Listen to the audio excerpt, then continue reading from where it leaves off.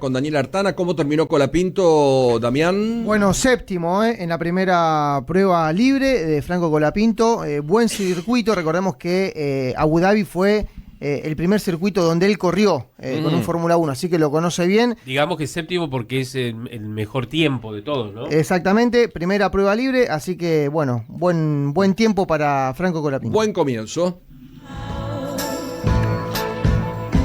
Vamos a saludarlo a Daniel Artana, Cande, para saber, porque el dólar bajó muchísimo en la Argentina. Sí, ayer bajó 25 pesos y el blue está en 1055, Exacto. Es un precio que no tenía desde mayo, Pablo. Al borde de pegarse con el oficial en una Argentina que hace un año decía, che, mirá que si gana Milei el dólar se va a 5.000, Increíble. ¿Se acuerdan? Por debajo del MEP. Daniel Artana, buen día, ¿cómo te va? Un gusto saludarte, Daniel.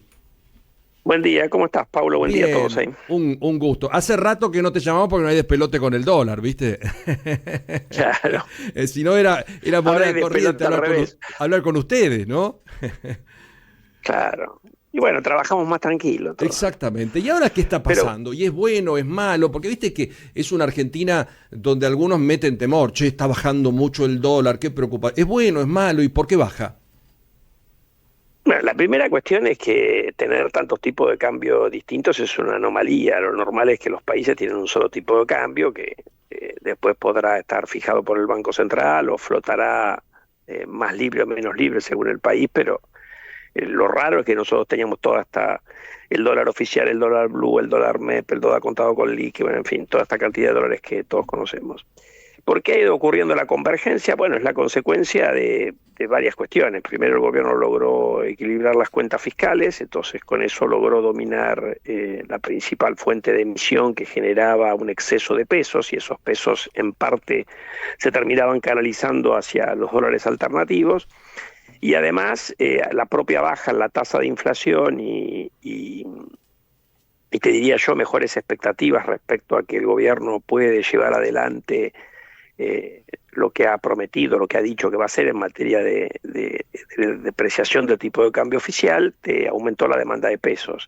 Y la única forma de lograr esos pesos es vender los dólares al Banco Central. Eso te genera otra nueva ronda de mejora en las expectativas, y se te va comprimiendo la brecha cambiaria hasta prácticamente desaparecer como ha ocurrido en estos días, ¿no? Eso no quiere decir que después no podemos tener algún día que sube el dólar, claro, eso puede ocurrir. Claro. Sobre todo porque vamos a tener un verano donde los argentinos que tengan poder adquisitivo van a viajar bastante afuera, pero parecería que la situación está obviamente muy controlada respecto del descontrol que era el final del kirchnerismo, pero básicamente porque ordenaste los números fiscales, emitiste nada, y eso te permite que los pesos que antes sobraban por los cuatro costados y que todo el mundo se los quería deshacer porque perdían valor a un ritmo vertiginoso, hoy sea más atractivo estar en pesos. Y bueno, y eso a mi juicio es lo que ha permitido que se comprima tanto la brecha cambiaria, ¿no? Daniel, ¿y vos crees que con el oficial tan cerca del blue, es decir, esta brecha chiquita que ahora es apenas del 2%, y con ciertas condiciones que se dan, el gobierno debería levantar el cepo ahora, o es más conveniente esperar que pasen las elecciones, evaluar que esto sea más estable? Bueno, lo que pasa es que ahí en la discusión del cepo hay varias cuestiones, y esto no es todo blanco-negro, porque el cepo tiene un montón de capas y de restricciones, ¿no? Vos todavía tenés en la economía argentina pagos que en países normales se dejan hacer y que en el gobierno anterior no se permitieron hacer. Acordate que estaba lo de importaciones, todavía queda algo de gente que no optó por los BOPREAL, pero yo diría eso deben ser montos mínimos. Pero tenés que durante muchos años, incluido el primer año del gobierno actual, no se permitió girar dividendos normalmente. Entonces no sabemos bien cuánto hay atrapado ahí, pero algunos dicen que hay entre 6.000 y 8.000 millones de dólares de los 4 años del presidente anterior y el casi primer año del presidente actual. Esa plata, las empresas tenían la plata para girar dividendos, no la dejaban girar, la tienen estacionada en activos en pesos. Poner títulos públicos, fondos comunes de inversión, no interesa, en algún lado. Bueno, vos lo estuviste esperando 5 años, levantás el cepo y ¿por qué no se te pueden ir todos en una semana? Claro. Y imagínate que con reservas negativas tenés un problema. Entonces tenés un primer tema ahí.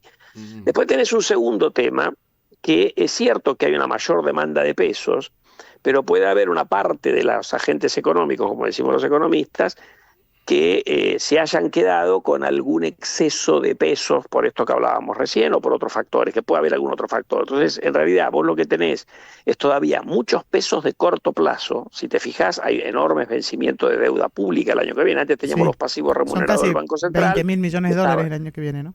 No, un poco más también. De deuda pública, un poco más para el año que viene. Entonces vos tenés ahí un montón de pesos que pueden correr. ¿Y contra qué corren? Contra reservas negativas. Entonces, si yo creo entender bien lo que ha dicho distintos miembros del equipo económico, la apertura del cepo necesita tener reservas positivas para poder eventualmente resolver o tener un margen de maniobra si ocurre que en una semana de repente te piden 3-4 mil millones de dólares más de lo que es habitual.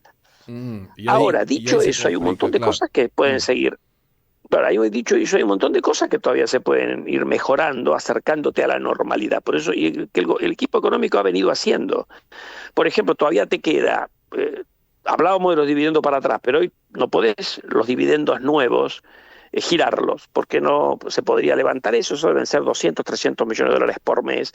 Es un número que podés manejar y vas evitando acumular más problemas, porque esto que era, no sé, 6, 8 mil millones sigue creciendo.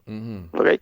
Y así como eso tenés distintas cuestiones. Vos tenés, acordate, las restricciones cruzadas, que el que opera en contado con liquidación no puede operar en el mercado oficial de cambio por 90 días. Podrías bajar eso de 90 a 60 días, ir viendo qué pasa. Hay un montón de estas cositas que se pueden ir haciendo camino hacia la normalidad, que no son tan arriesgadas y que yo sospecho que el equipo económico irá caminando hacia ahí para tratar de que en el momento que se diga, bueno, vamos a levantar el cepo, te quede menos temas que resolver. Al round final. Daniel, siempre muy claro, te mando un abrazo grande y si no hablamos antes, que tengas un buen fin de año. Gracias, Igualmente para ustedes. Gracias, Pablo. Hasta luego. El señor Daniel Artana es economista y nos dio un pantallazo a propósito de este tema dólar. 1.055. 1.055 el blue y el oficial 1.033. 1.033. Más